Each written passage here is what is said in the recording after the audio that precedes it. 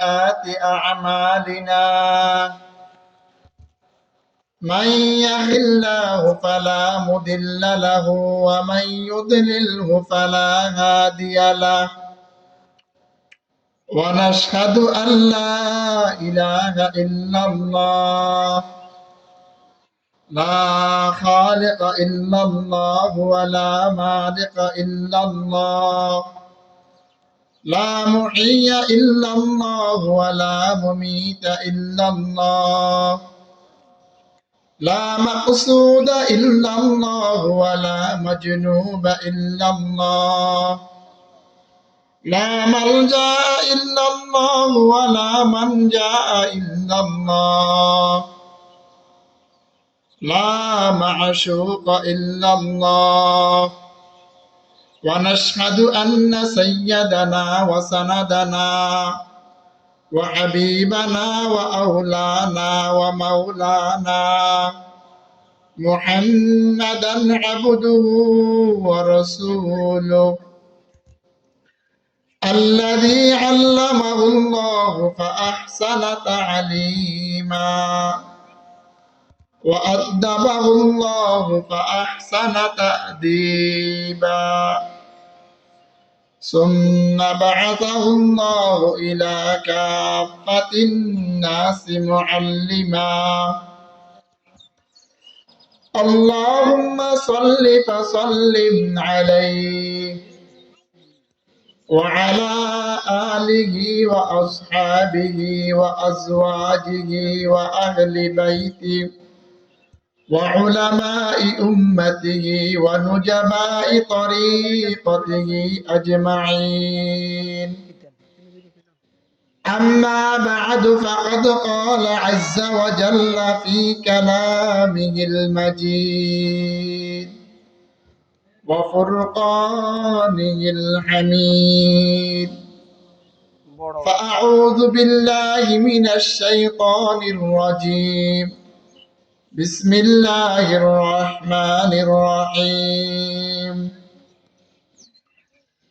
يا أيها الذين آمنوا استعينوا بالصبر والصلاة إن الله مع الصابرين وقال رسول عربي صلى الله عليه وسلم إنما أنا بعثت معلما وعن أبي هريرة رضي الله تعالى عنه قال قال رسول الله صلى الله عليه وسلم كل أمتي يدخلون الجنة إلا من أبى قالوا يا رسول الله ومن يأبى قال من أطاعني دخل الجنة ومن عصاني فقد أبى أو كما قال النبي عليه الصلاة والسلام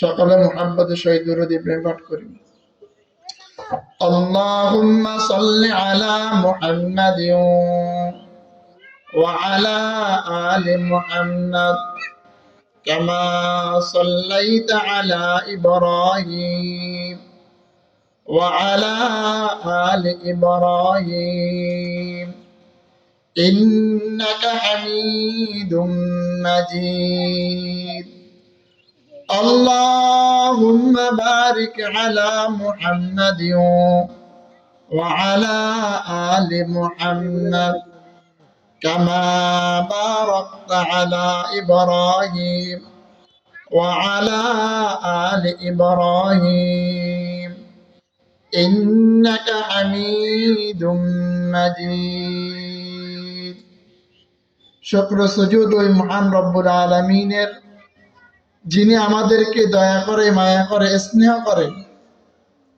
নলুয়া দারুল উলুম ইসলামিয়া মাদ্রাসা ও তিমখানা উদ্যোগে 37তম তাফসীর কোরআন মাহফিলের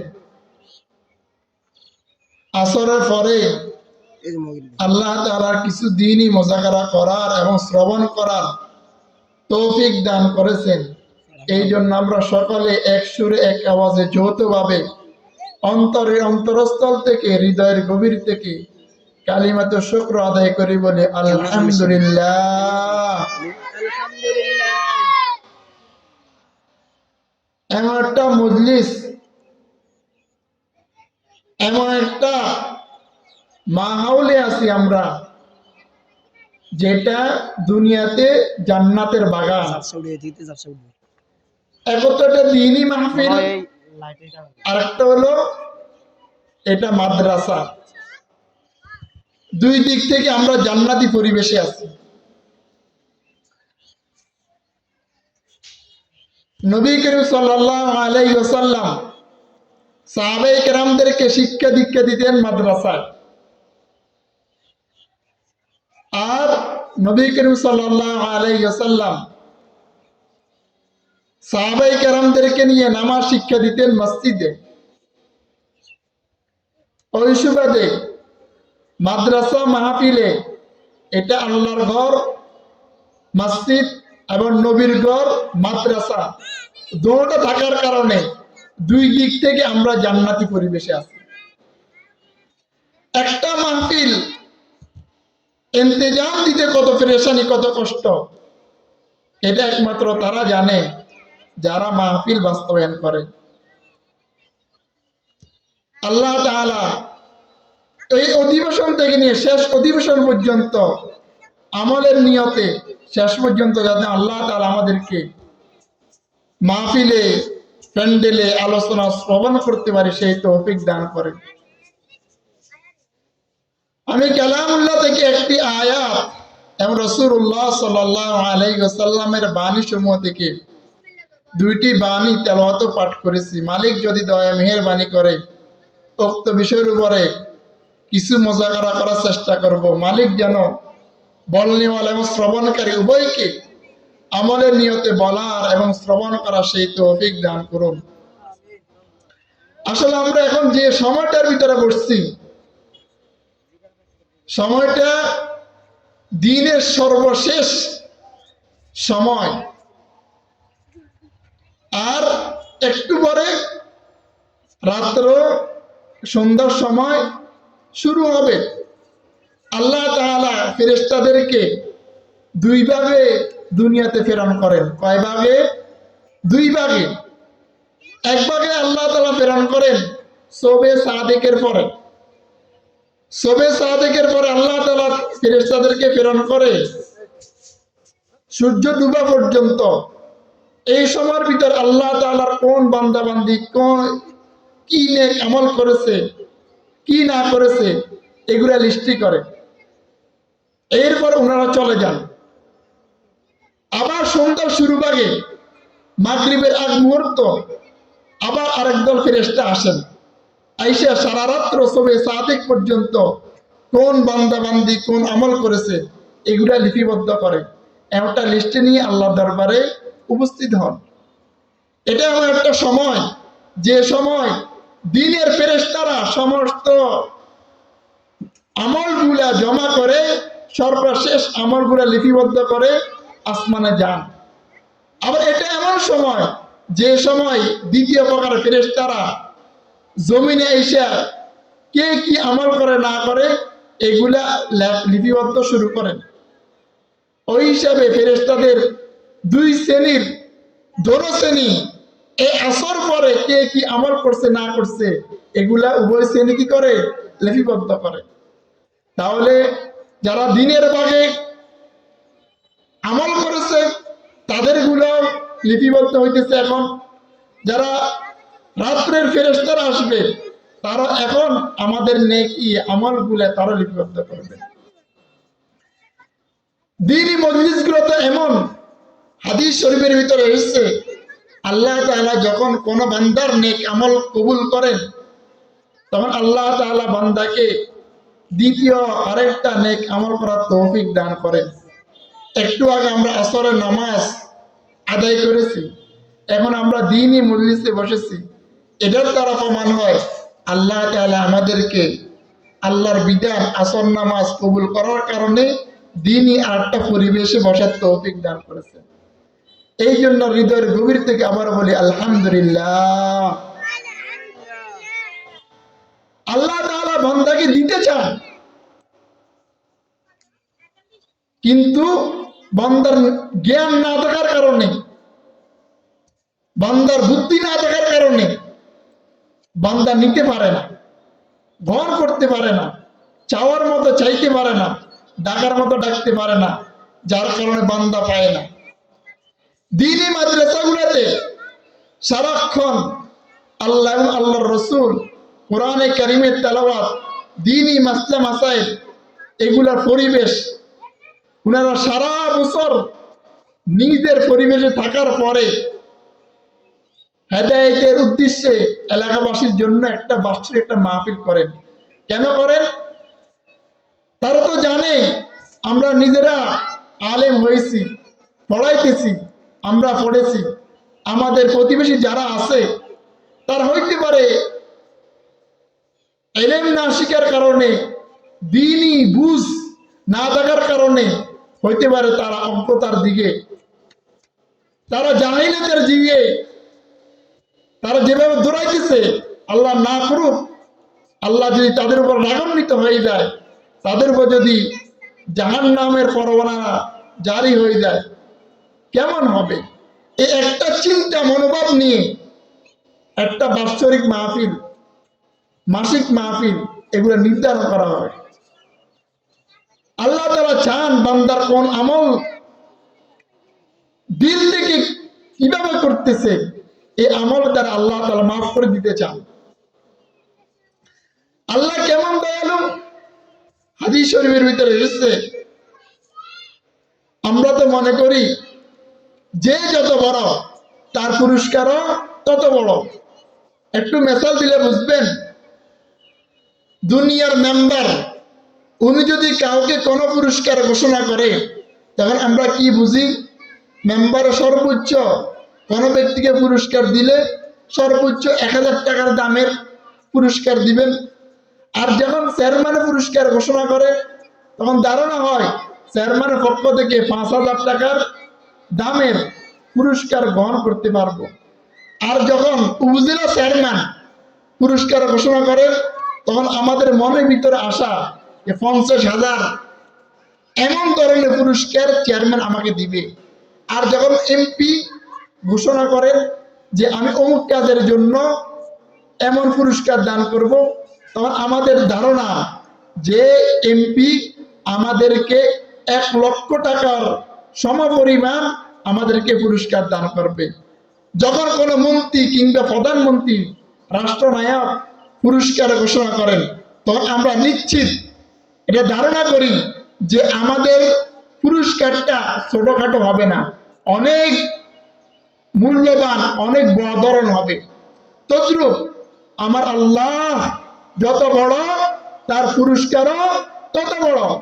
এবার আসুন, আল্লাহ কত বড়। কিতাবের ভিতরে এসেছে, আল্লাহ নবী বলেন, قال رسول الله صلى الله عليه وسلم تفكروا في خلق الله ولا تفكروا في الله।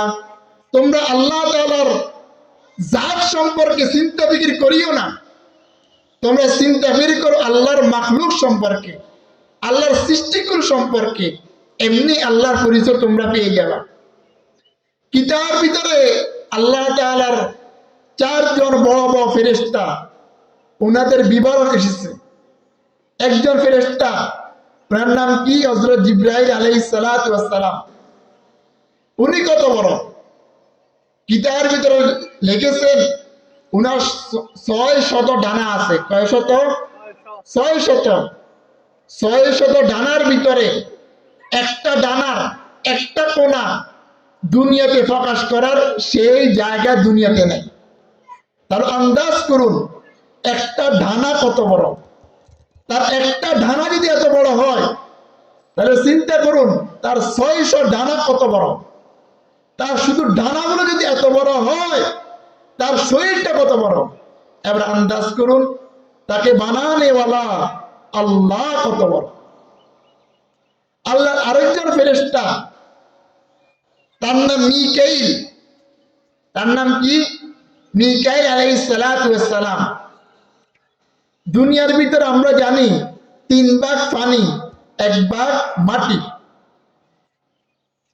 এই দুনিয়ার 3 ভাগ পানিকে যদি একত্রিত করা হয় আর হযরত মিকাইল আলাইহিস সালামের মাথার উপরে পানিগুলা ঢেলে দেওয়া হয়, কিতাবে লেখে দুনিয়ার সমস্ত পানি মিকাইল আলাইহিস সালামের মাথার উপর রাখা হবে, আর মিকাইল আলাইহিস সালামের মাথা পানিগুলা শুকিয়ে যাবে, আর মিকাইল আলাইহিস সালাম মাথা থেকে কান পর্যন্ত পানিগুলো আসবে না।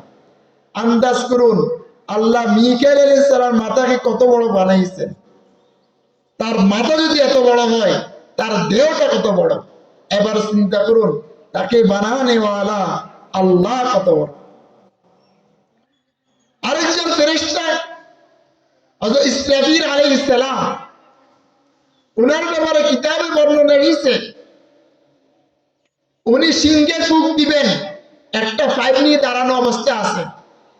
তার একটা বিশাল পাইপের ভিতরে 11টা পাইপ আছে। কয়টা পাইপ? 11টা পাইপ। প্রত্যেক 11টার ভিতরে 33টা করে পাইপ আছে। কয়টা পাইপ? 33টা পাইপ। প্রথমে একটা বড় পাইপ, একটা বড় পাইপের ভিতরে 11টা পাইপ, প্রত্যেক 11টার ভিতরে 33টা করে পাইপ আছে। ওই 33-এর একটা ভিতরে যদি আসমান জমিন লৌহ কলম সব কিছুকে যদি একত্রিত করা হয় আর পাইপের এই পাশ দিয়ে চালানো হয় আর ওই পাশ দিয়ে বের হয়ে যাবে, পাইপের এদিক সেদিক লাগবে না। তার আন্দাজ করুন একটা পাইপ কত বড় হতে পারে। আর এই একটা পাইপ যদি এত বড় হয়, 33টা পাইপ কত বড়। আর 33 পাইপ যদি এত বড় হয়, তাহলে 33টা উপরে যে 11টা পাইপ আছে, বিশাল বিশাল 11টা পাইপ, এগুলো কত বড়।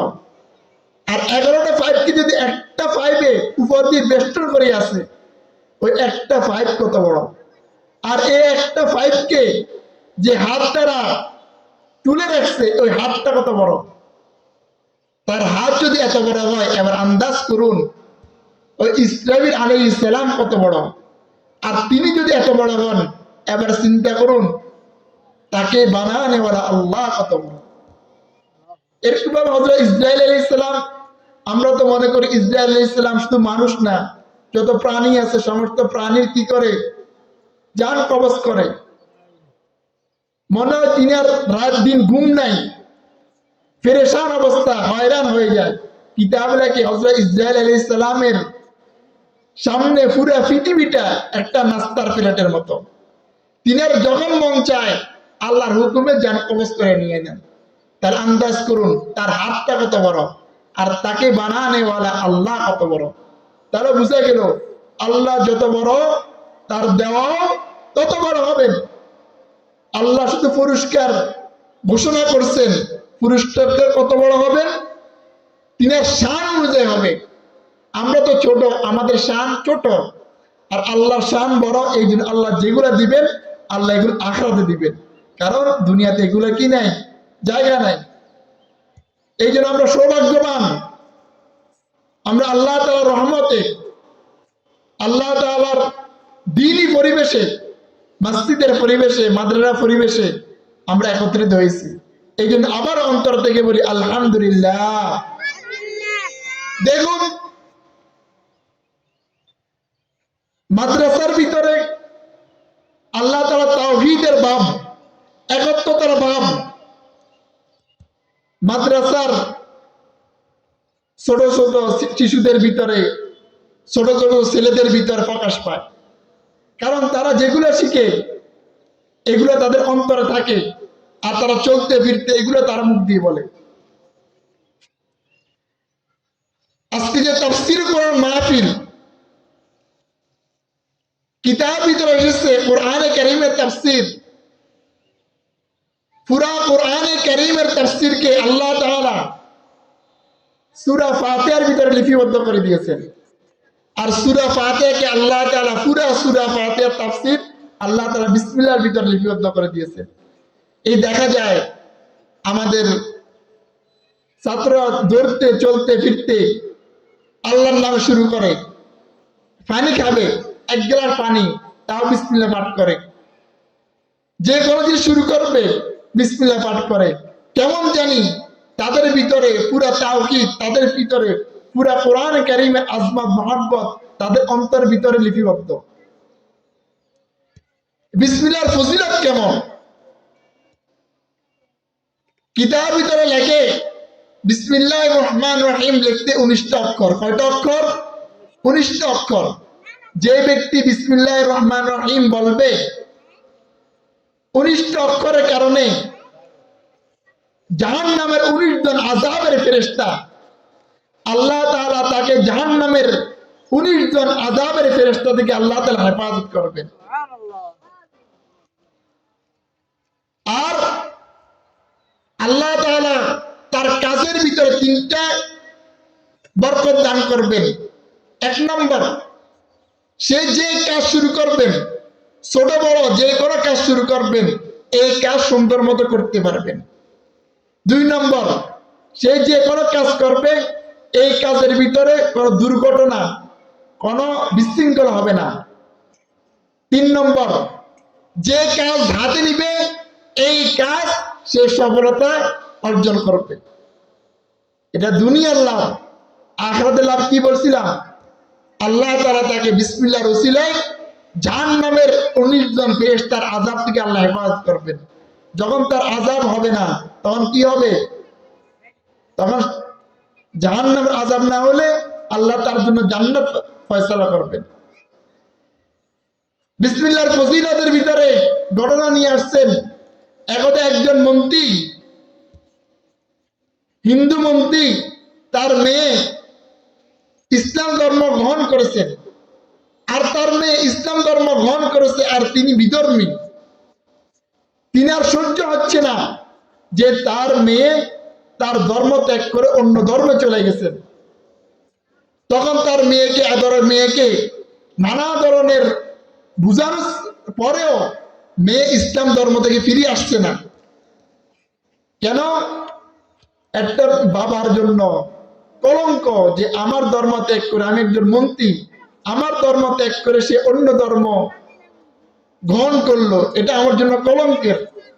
মেয়ে যে কোনো কাজ করে বিসমিল্লাহ দ্বারা করে, আল্লাহর নাম নেই, যে কোনো খাবার খায়, যে কোনো কাজ শুরু করে বিসমিল্লাহির রহমানির রহিম বলে শুরু করে। তখন বাবা একটা ফন্দি আঁকলেন যে আমার মেয়েকে ফাঁসাতে হবে, আমার মেয়েকে হত্যা করতে হবে। তখন মেয়ে রাজ দরবার থেকে একটা রাজার আংটি, স্বর্ণের আংটি মেয়ের জন্য উপহার আনলেন। আইনা বলল, এ আদরের কন্যা, হে মা, তুমি আমার এই আংটিটি, বাসার আংটিটি হেফাজতে রাখো। আবার যখন আমার প্রয়োজন হবে আমি তোমার থেকে তালাশ করব, আবার তুমি আমাকে উক্ত আংটিটা ফেরত দিবা। মেয়ে বিসমিল্লাহির রহমানির রহিম বলে বাবা থেকে উক্ত আংটিটা গ্রহণ করলেন। এবার মেয়ে বিসমিল্লাহির রহমানির রহিম বলে আংটিটা শোকেসের ভিতর রেখে দিলেন।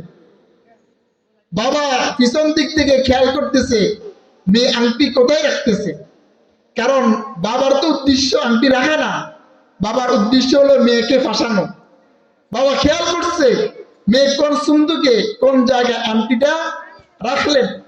বাবা যখন মেয়ে ঘর থেকে বের হইলেন, বাবা আস্তে ওই সুন্দুকের ভিতর থেকে আংটিটা নিয়ে নিলেন। আর নিয়ে বলল, আজকে সুযোগ। সে যে তার আংটিটা হেফাজত করলো না, আর আমি আংটিটা নিয়ে নিলাম, আংটির মামলায় তাকে রাজ দরবারে ফাঁসির আসামি হিসেবে তাকে দাঁড় করাবো। আর তাকে এই বিধর্মী হওয়ার কারণে, আমাদের ধর্ম ত্যাগ করার কারণে তাকে কি করব? হত্যা করব। এমন একটা খেয়াল নিয়ে বাবা আংটিটা নিয়ে সাগরে ফেলে দিলেন। কিতাবের ভিতরে লেখে সাগরে যখন আংটিটা ফেলে দিল, একটা বিশাল বড় মাছ উক্ত আংটিটা খেয়ে ফেললো। আর এখান দিয়ে জেলেরা যখন জাল ফেললো, তখন ওই মাছটা জালের ভিতরে আটকে পড়লো। আর জেলের এমন পরিস্থিতি ছিল যে জেলের ব্যাপারে একটা মামলা ছিল। জেলে চিন্তা করলো যে আমার তো একটা মামলা, এই মামলাটা ফাঁসির মামলা, জঘন্য মামলা, এই মামলাটা সহজে আমার জন্য দূর হবে না। এটা আমি মামলাটা যে কোনো কায়দায় আমি মন্ত্রীর সাথে একটা সমঝোতার মাধ্যমে এই মামলাটা আমাকে খালাস করতে হবে। তার মনের ভিতরে, তার জ্ঞানের ভিতরে, অন্তর ভিতরে এমন একটা মনোভাব আল্লাহ তাআলা ঢেলে দিলেন। আর সে যখন মাছটা পেল, খুশিতে মন্ত্রীর বাড়িতে এসে মন্ত্রীকে এই মাছটা হাতিয়ে দিল। মন্ত্রী বলল, এত বিশাল মাছ তুমি সাগরে ফেলছো, আমার জন্য আনছো, বলো দাম কত? জেলে বলল, না, আমি আপনাকে খুশি মনে এটা আমার পক্ষ থেকে হাতিয়ে দিলাম, আপনি এটা গ্রহণ করুন। তো মন্ত্রী খুশি হয়ে উক্ত মাছটা নিয়ে বাড়িতে আসলেন। নদীর মাছ, বড় মাছ, বড় মাছ স্বাদ হবে। এবং মেয়েকে বলল, ধরো মা, এই মাছ তাজা, একজন আমার জন্য নিয়ে আসছে, এই মাছ আজকে রান্না করো, এই মাছ দিয়ে আজকে আমরা খানা খাবো। তখন মেয়ে বাবা থেকে উক্ত মাছটা গ্রহণ করলেন। মাছ গ্রহণ করে মেয়ে বিসমিল্লাহির রহমানির রহিম বলে যখন মাছ কাটা আরম্ভ করলেন, তখন পেট থেকে চকচকে ওই যে বাবা দিয়েছিল স্বর্ণের আংটি, এটা বেরিয়ে আসলো। মেয়ে চিন্তা করলো যে এই আংটিটা মাছের পেটে কেন আসলো? এই আংটি আমি দেখলাম, এত দামি আংটি, এত সুন্দর আংটি, এটা রাজপ্রসাদের আংটি, এটা না বাবা আমাকে দিয়েছিল হেফাজত করার জন্য, এই আংটি মাছের পেটে কার? মেয়ে চিন্তা করলো। চিন্তা করে মেয়ে এই আংটিটা তুলে নিলেন এবং আংটিটা ধুয়ে আবার আগের জায়গায় সিন্ধুকে রেখে দিল। মেয়ে আংটিটা রেখে দিল।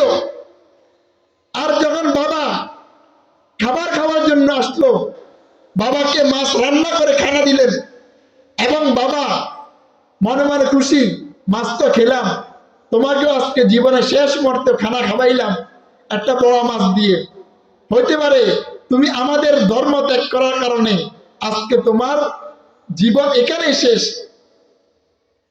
বাবা মনে মনে চিন্তা করতেছে এগুলা। যখন খাবার খাওয়া শেষ হলো, বাবা মেয়েকে বলল, মা, তোমাকে যে একটা স্বর্ণের আংটি, দামি একটা আংটি তোমাকে দিয়েছিলাম, বাদশার আংটি, হেফাজত করার জন্য, তোমাকে রাখার জন্য দিয়েছিলাম, আমি এখন রাজ দরবারে যাব, তুমি ওই আংটিটা আমাকে ফেরত দিয়ে দাও। তখন মেয়ে বাবার কথা অনুযায়ী তার রুমে গেলেন, সন্দুকের ভিতর থেকে স্বর্ণের আংটিটা নিয়ে বিসমিল্লাহির রহমানির রহিম বলে বাবার হাতে দিল। বাবা এই অবস্থা দেখে আংটি কোথা থেকে আসলো? বাবা হতভম্ব হয়ে, আশ্চর্য হয়ে বাবা মাটিতে পড়ে গেলেন। বাবা বলল, মা কেমনে কি? মেয়ে বলল, কি? তুমি আমাকে আংটি হেফাজত করার জন্য দিয়েছো, আমি গ্রহণ করলাম, সন্দুকের ভিতরে রাখলাম, এখন তুমি আমার কাছ থেকে আবার চেয়েছো, আমি তোমাকে দিলাম, ঘটনাটা এখানে, কেমনে কি? বাবা বলতেছে, না, কেমনে কি বলো, ঘটনাটা আমাকে একটু খুলে বলো। মেয়ে বলতেছে, না বাবা, ঘটনাটা এই জায়গায়, তুমি আমাকে দিয়েছো, আবার তুমি আমাকে চাইছো, আমি তোমাকে দিয়েছি। মেয়ে বুঝতে পারছে। মেয়ে এরপর বলতেছে, আমি নিজে বলবো না, বাবার মুখ থেকে বলবো, বলাবো। তখন বাবা বলতেছে, শুনো, এই আংটি তুমি এখন আমাকে দেওয়ার কথা না, কারণ তুমি যখন আংটিটা সন্দুকের ভিতরে যে জায়গা রাখছিলা, আমি পিছন থেকে আংটিটা নিয়ে সাগরে ফেলে দিলাম। এখন তো তুমি আংটিটা খোঁজ করবে, তবে আংটি পাবা না।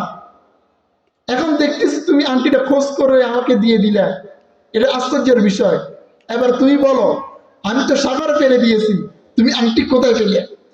তখন মেয়ে বলল, বাবা, সাগরে আমনে ফেলে দিয়েছেন, কথা সত্য, তবে আপনি আবার আমার জন্য আংটিটা নিয়ে এসেছেন। কিভাবে নিয়ে এসেছি?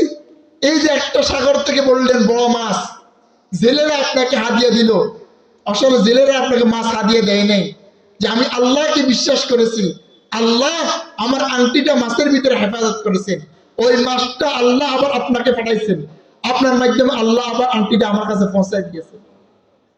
মেয়ের এই বর্ণনা শ্রবণ করার পরে বাবা অবস্থা ব্যতিক্রম হয়ে গেল। আর বাবা মেয়ের একিন আর বিশ্বাস দেখে, বিসমিল্লাহর বরকত দেখে বা বলল একটা আশ্চর্য ধরনের একটা ঘটনা, এটা আমাকে যদি কেউ শুনাইতো আমি বিশ্বাস করতাম না। মা, তুমি যে ধর্ম গ্রহণ করছো বাস্তব, এই ধর্ম আমাকে আশ্চর্যজনিত করেছে। আর বাবা, এই আল্লাহর নামের উপর বিসমিল্লাহির রহমানির রহিম বলে কালিমা পড়ে, সে মুসলমান হয়ে গেল। কিতাবের ভিতরে লেখে, যদি কোনো বান্দা বিসমিল্লাহির রহমানির রহিম দ্বারা শুরু করে, তার লাভ তিনটা বলেছিলাম। এক নম্বর কি, সে যে কোনো কাজ করবে, কাজের ভিতরে আল্লাহ তাআলা সফলতা দান করবে। দ্বিতীয় লাভ, সে যে কোনো কাজ করবে, কাজের ভিতরে প্রতিবন্ধকতা, কোন ধরনের বিশৃঙ্খলা আল্লাহ তাআলা দিবেন না। নম্বর 3, সে যে কাজ করবে এই কাজ পরিপূর্ণভাবে সে করতে পারবে। বিসমিল্লাহির রহমানির রহিম ভিতরে আল্লাহর জাতিগত নাম আছে, আল্লাহ, রহমান, রহিম। আল্লাহ তাআলা মোট কিতাবের ভিতরে লিখেছে, আল্লাহ তাআলা মোট 3000 নাম। কয় হাজার নাম? কয় হাজার নাম? 3000 নাম। আল্লাহ তাআলার 3000 নাম খুব খেয়াল করে শুনেন। কিতাবের ভিতরে লেখেন 1000 নাম আল্লাহ তাআলা ফেরেশতাদেরকে শিক্ষা দিয়েছেন। 1000 নাম আল্লাহ তাআলা ফেরেশতাদেরকে শিক্ষা দিয়েছেন। আর বাকি আছে কত? 2000। এটা থেকে আল্লাহ তাআলা 1000 আম্বিয়া আলাইহিস সালামদেরকে শিক্ষা দিয়েছেন। আর আছে কত? 1000। এখান থেকে 300 আল্লাহ তাআলা তাওরাতে নাজিল করেছেন, 300 আল্লাহ জবুরে নাজিল করেছেন, 300 আল্লাহ ইনজিলে নাজিল করেছেন। আর আছে কত? 309, 900 গেল, এখান থেকে গেল 2000, তাহলে 2900 শেষ। আর আছে কত? 100। আর 100 নাম আল্লাহ তাআলা কোরআনে কারীমের ভিতরে দিয়েছেন। কিতাবের ভিতরে লেখে, যে ব্যক্তি বিসমিল্লাহির রহমানির রহিম পাঠ করলো, যে কোনো কাজের শুরুতে বিসমিল্লাহ পাঠ করলো, তার বরকত হবে। এবং আল্লাহর নাম 3000 নামের জিকির, আল্লাহ তাআলা 3000 নামের জিকিরের নেকি তার আমলনামা দান করবেন। বলেন না সুবহানাল্লাহ। হাদিস শরীফের ভিতরে এসেছে, আল্লাহ নবী বলে, কুল্লু আমরিন জিবালিন লাম ইবদা বিসমিল্লাহ ফাহুয়া আখতার। যে কোনো কাজ শুরু করার সময় যখন কোনো বান্দা কোনো বান্দি বিসমিল্লাহ বলল না, তখন তার সেই কাজ পরিপূর্ণ সম্পূর্ণ হবে না। সে যে কোনো কাজ করুক না কেন, এই কাজের ভিতর অসম্পূর্ণ থেকেই যাবে। আর যে বান্দা বিসমিল্লাহ দ্বারা যে কোনো কাজ শুরু করবে, তার কাজের ভিতর কি হবে? বরকত আর বরকত, আর কাজের ভিতরে সফলতা হবে। এটা কিসের বরকত? বিসমিল্লাহর বরকত। বিসমিল্লাহকে আরেকটা বলা হয় খজিনায়ে বরকত, অর্থাৎ এটা বরকতের ভান্ডার।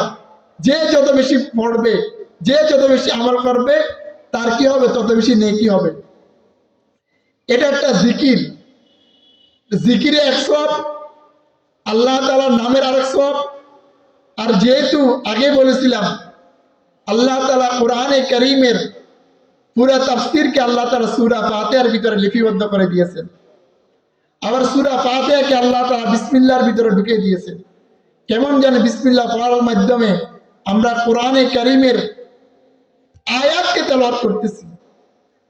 আল্লাহ তাআলা কোরআনে কারীমের ভিতরে যত সূরা আছে, সমস্ত সূরার শুরুতে আল্লাহ তাআলা বিসমিল্লাহির রহমানির রহিম উল্লেখ করেছেন। যেমন কোরআনে কারীমের ভিতরে সূরা আছে কয়টা? 114টা। 114টার ভিতরে 113টা সূরা শুরুতে আল্লাহ তাআলা বিসমিল্লাহির রহমানির রহিম উল্লেখ করে দিয়েছেন। এবং সূরা নামলের ভিতরে আল্লাহ তাআলা বিসমিল্লাহির রহমানির রহিম উল্লেখ করেছেন। তাহলে বুঝা গেল সূরা আছে 114টি এবং বিসমিল্লাহ আছে কয়টি? 114টি। তাহলে বিসমিল্লাহির রহমানির রহিম শুধু এখন আল্লাহর নবীর উপর কোরআনে কারীম নাজিল করেছেন, এই হিসাবে বিসমিল্লাহির রহমানির রহিম এখন আছে, বিষয়টা এমন না। নবী করিম সাল্লাল্লাহু আলাইহি ওয়াসাল্লামকে প্রেরণ করার পূর্ব বিসমিল্লাহির রহমানির রহিমের ফসলন ছিল। সূরা নামলের আয়াত সাইয়েদনা হযরত সুলাইমান আলাইহিস সালাতু ওয়াস সালাম যখন রানী বিলকিসের নিকট সিডি লিখলেন, এই সিডির ভিতরে লেখা ছিল বিসমিল্লাহির রহমানির রহিম। এই সিডির শুরুতে সুলাইমান আলাইহিস সালাম বিসমিল্লাহ দ্বারা শুরু করেছেন, আল্লাহর নামের দ্বারা শুরু করেছেন। আর এই বিসমিল্লাহ নবী করিম সাল্লাল্লাহু আলাইহি ওয়াসাল্লামরা, তাহলে বুঝে গেল যত আম্বিয়া কেরাম আছে সবাই বিসমিল্লাহ দ্বারা শুরু করতেন। তাহলে এই বিসমিল্লাহর প্রচলন শুধু মাদ্রাসার ভিতরে থাকলে হবে না, ওয়াজের মাধ্যমে, আমরা শ্রবণ করার মাধ্যমে বিসমিল্লাহ নিজের জীবনে বাস্তবায়ন করা দরকার আছে কি নাই? এটা একটা জিকির। জিকির যত বেশি করতে পারি তত বেশি নিজের জন্য সওয়াব। হাদিস শরীফের ভিতরে এসেছে দুইজন জান্নাতি একজন আরেকজনের সাথে আলোচনা করতেছে। একজন হলো জান্নাতের উপরে, আরেকজন হলো জান্নাতের নিচে, তবে দুজন জান্নাতি। একজন জান্নাতের উপর স্থানে, মর্যাদা একটু উপরে, আর তার মর্যাদা দেখে নিচে যিনি জান্নাতে রয়েছেন তিনি জিজ্ঞেস করলেন, ভাই তোমার মাকাম আমার থেকে এত উপরে, তোমার মাকাম এত বেশি কেন? তখন জবাব আসলো যে দুনিয়াতে তুমি করেছ জিকির 100 বার, আর আমার নামায় জিকির আমার লেখা আছে 101 বার। এই যে দুনিয়াতে আমি তোমাদের একটা বার বেশি জিকির করেছি, এই একবার জিকিরের কারণে কেমন জানি তোমার চোখে কত পদ মর্যাদা আল্লাহ তাআলা জান্নাতের ভিতর আমাকে মাকাম দিয়েছে।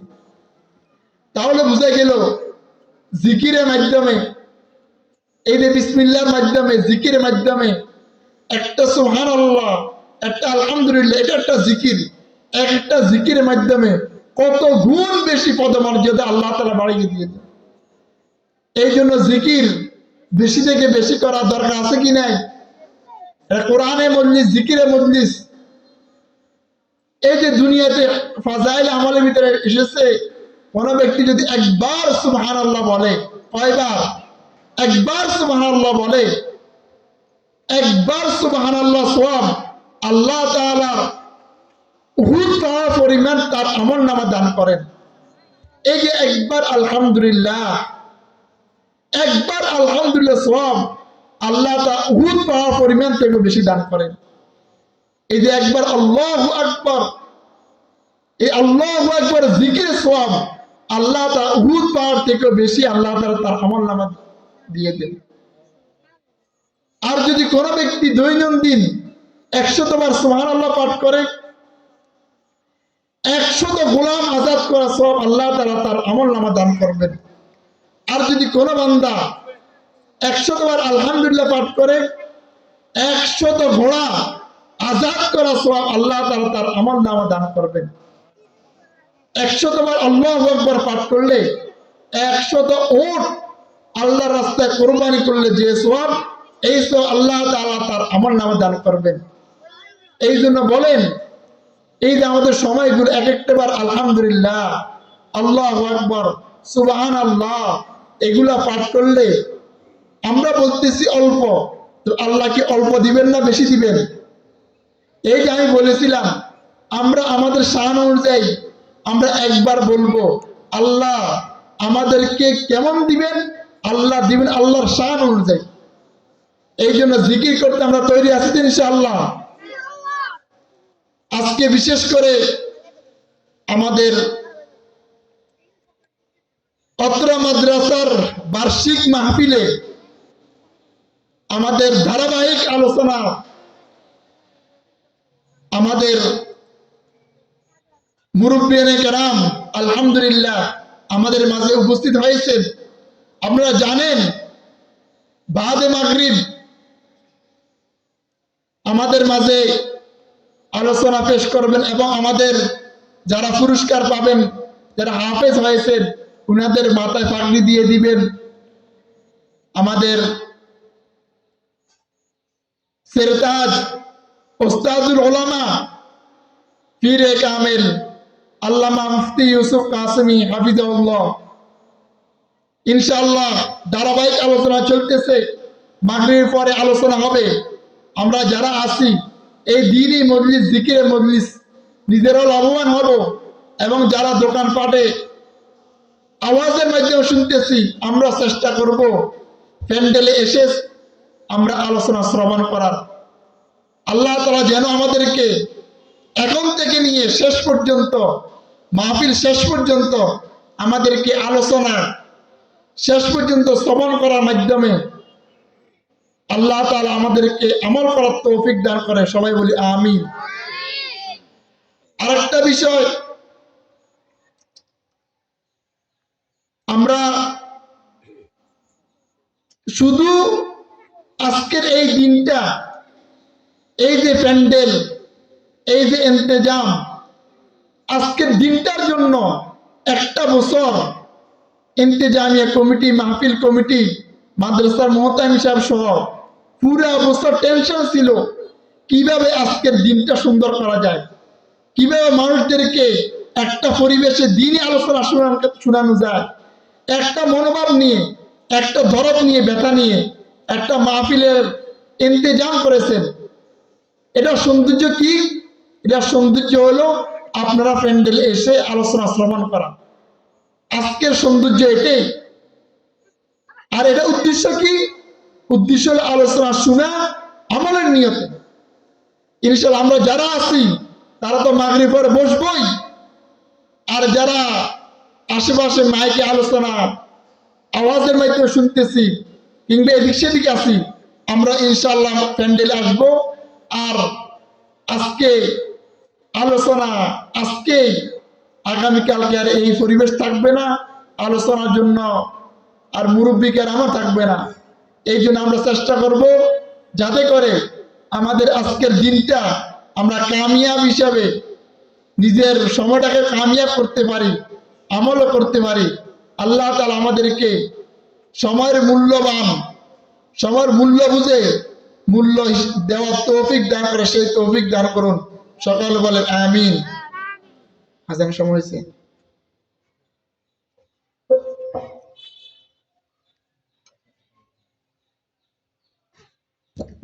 আলহামদুলিল্লাহ, সুম্মা আলহামদুলিল্লাহ। হুজুরকে অত্যন্ত আন্তরিক মোবারকবাদ জানাই। হুজুরের মূল্যবান সময় আমাদেরকে কিছু গুরুত্বপূর্ণ কথা বলে আমল করার সুযোগ করে দেওয়ার জন্য। এখন মাগরিবের সালাত হবে, মাগরিবের আজান হবে, তারপরে আমাদের মসজিদ আছে, এখানে হুজুর ব্যবস্থা আছে। যারা বাইরে ঘোরাফেরা করতেছেন তাড়াতাড়ি মাদ্রাসার ভিতরে এসে উজু করে নামাজের জন্য প্রস্তুতি নেন।